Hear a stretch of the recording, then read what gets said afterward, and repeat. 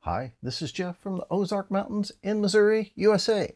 Well, this video is an installation video showing you how to install this little turbo board inside your PC-2 or PC-1500 or PC-1500A. It is an involved process. You have to remove the original crystal, the crystal loading capacitors, and affix this new board, solder some color-coded leads and things like that. I provide a color-coded map where to solder those to for all the board variations that I have come across. Do this at your own risk. You need to be familiar with soldering and taking apart miniature vintage electronics, that type of thing. So if you've never done soldering before, this is not a project for you. If you're comfortable with soldering and you've repaired vintage computers before, it's not that big a deal. So let's jump right in. We'll be working with a TRS-80 PC-2. This is the same thing as the original PC-1500 in a little differently styled case with a different keyboard layout. As we'll see, these early units often had some blue jumper wires inside. I flipped the unit over here. The white paper is so the LCD screen does not sit on the workbench. We'll need to make sure the battery cover's off, the 40-pin expansion cover's off, and the cover on the side 60-pin expansion is also off. We'll need to remove 8 screws to take the unit apart. The 3 in the battery compartment are shorter, they're the same length, and the 5 on the rest of the unit are longer, and they're also the same length. So we'll just open this up like a book very carefully to make sure we're not tugging on any wires. And as we look inside here on this early unit, we can see lots of blue jumper wires, bodges that are everywhere. These are no problem though. I have added some Cap-10 tape on the inside of that flat flex cable there to protect it while I'm soldering. Don't want to melt through that guy. The next thing we'll need to do here is remove the original ceramic oscillator and the loading capacitors. You can see the capacitor circled here, and if you don't have one of the tweezer type soldering irons, you can just do like I'm doing here with a small chisel tip. Apply some solder on both ends of the resistors and just heat it up for a few seconds on each side and eventually get the whole thing hot enough that it'll slide right off there, just like that, no problem. And I'm going to use the desoldering tool to suck up the extra solder where those resistors were. You could also use braid or a solder sucker. We need to take this bottom board loose. The 4 circled screws here are the ones you need to take out. These are the type that thread into plastic. There are 4 other screws that look very similar, but you do not want to loosen those. Those have nuts on the backside. Now we'll rotate the bottom board up so it's kind of right on top of the top board, being careful of the wires there that connect to the battery compartment. And that blue thing that looks like some chiclet gum is the ceramic oscillator. I'm using a small heat gun here to soften up the glue that's holding that oscillator down. You could also use a hair dryer or a hot air reflow iron on a low setting. So I'm leaving it on there about 10 or 15 seconds on a low setting, and I'll use a plastic spudger tool to kind of pry underneath it to get that loose. And then I'll take my soldering iron and some tweezers, heat up each leg, pop them out one at a time, and then suck up the excess solder with the solder sucker. Of course, you could use braid. And I'll make sure I clean all that goo off of there and clean the area with some alcohol. You never know what you'll find when you open one of these up. I found some corrosion from the batteries here, so I had to pull that metal plate out and clean it up. So here we are with alcohol on a Q-tip, cleaning up all the residue from desoldering on the back side of this board. Then we'll flip it over. Yeah, I'm pointing out the corrosion there. We'll flip it over, pop it back into place. It kind of goes through that hole. Clean up the front side of the board and put those 4 screws back in. I apologize for switching units kind of midstream here. This shot was better than the original shot I did. So you want to clean this chip, the LH5811, with some alcohol. Sometimes there's some flux on there that's hard to get off. You can take a straight edge, single edge razor, and scrape that off of there and then clean it with the alcohol. We just want to get that as clean and smooth as we can and not tear up the chip with a razor blade. Then we'll get the new board and peel the double-sided tape off of there. This is some high-performance 3M acrylic double-sided tape. That's only about 1/4 of a millimeter thick. And we'll place it on there on the chip centered vertically and aligned at the left edge of the chip, just like that. This hangs the connector over where it doesn't interfere with the flat flex cable from above.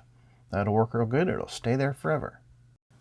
So now we'll plug in the wire harness, and I've kind of pre-bent the leads the directions I want them to go for soldering. And we'll snap it in there and start routing the wires, and I'm going to refer to this diagram, which is color-coded as to which wire should go where. Now this diagram is for the early PC-1500/PC-2 with all the jumper wires, so the white circle is where the white wire goes, etc. So I'm going to start with power and ground. You want to trim about 2 millimeters of the insulation off, tin the wire, tin the location where the wire goes, and then solder the two together. I'm going to speed up the rest of this as I go through the process. You can slow that down if you want to watch it more closely.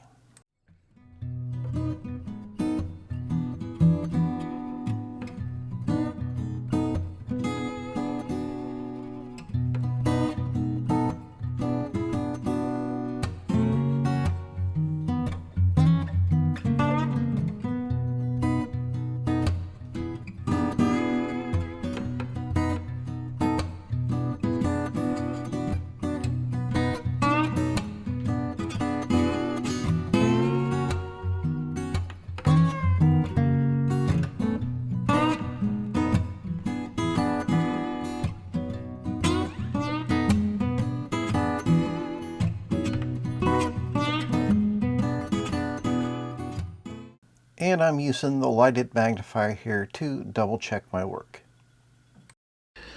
I wanted to show you a few different ways of testing this after you've got the install done. Now, we've soldered in all our wires, everything's color coded.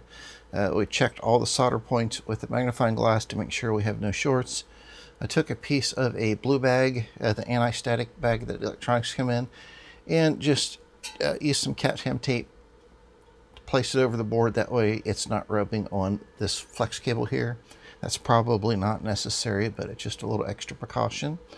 I've got the scope hooked up to the clock output, and I've got a milliamp meter in line with the external power input. This is coming from my bench power supply, which is set at 7 volts, 30 milliamps. You need this at least 7 volts because there's a couple silicon diodes in here.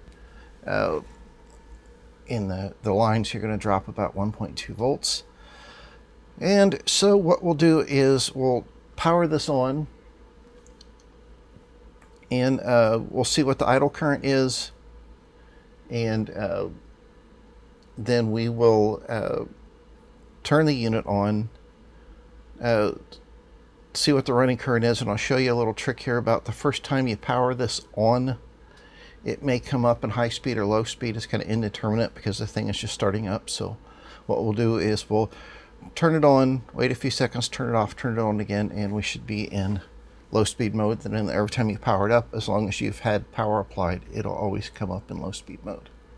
So I'm going to turn on the bench power supply. So we saw a blip up to about 3 milliamps here, and it's dropped down to about 0.03, 0.04 milliamps. So that 30, 40 microamps is about what this will draw in idle. It's just slightly higher with the clock board in here. And try to get you zoomed in here where you can see the screen. Okay. On.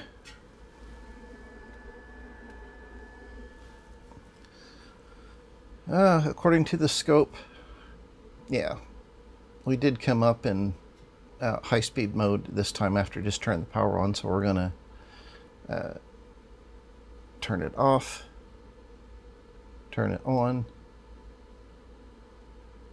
yeah, after that initial power on and everything settled, then we'll always come up in low speed mode.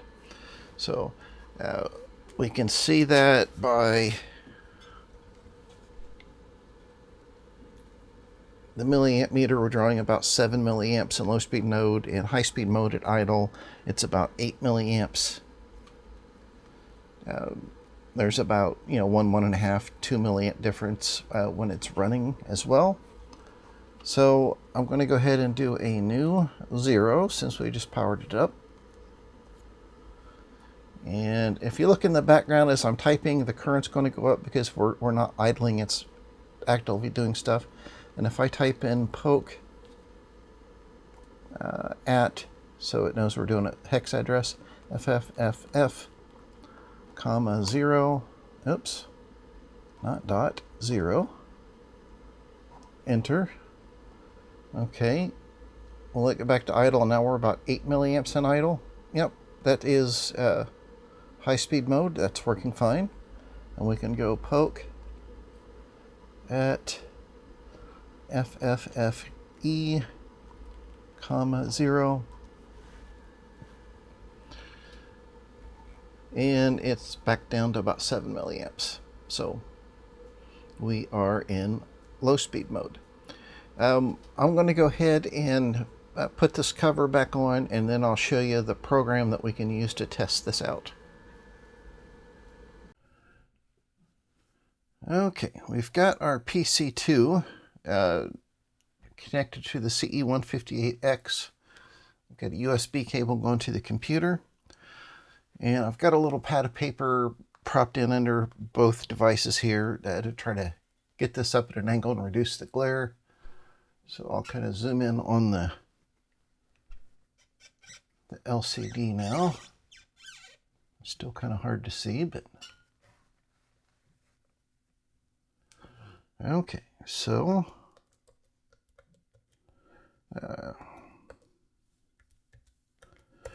we're telling it now that we want to redirect the cassette routines to the serial port, and we're using the U1 serial port, the USB cable, and we are going to load an ASCII file.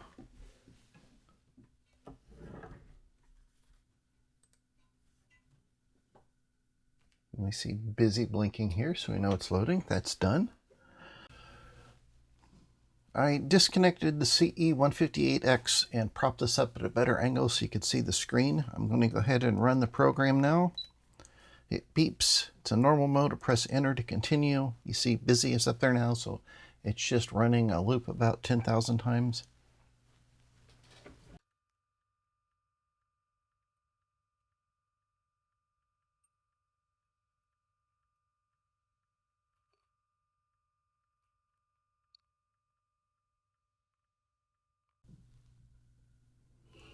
So we're done with normal mode. Double beep to say we're in turbo mode. Enter to continue.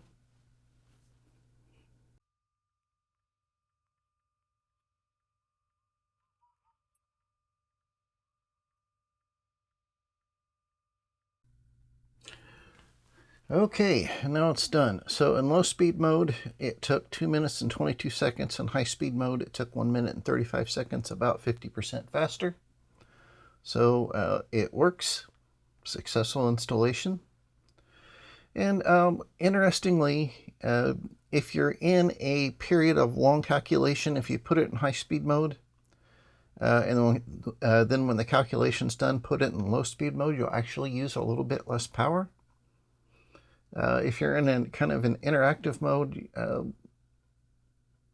you're going to use more power overall in high speed mode, because even in idle or typing on the keys, it's using more power then. But if you're doing a long calculation, you can save a little power by kicking in the high speed mode before the calculation and back to normal speed after the calculation. Last but not least, we'll put on the included sticker, which tells us that the CE-1500T is installed. Something like that. Tells you how to operate it. And you notice that it does indeed work with a memory unit installed. You can use the original Sharp ones like this. You can use the new bank switching ones that I sell. So, works with the CE-1500, and we're ready to go.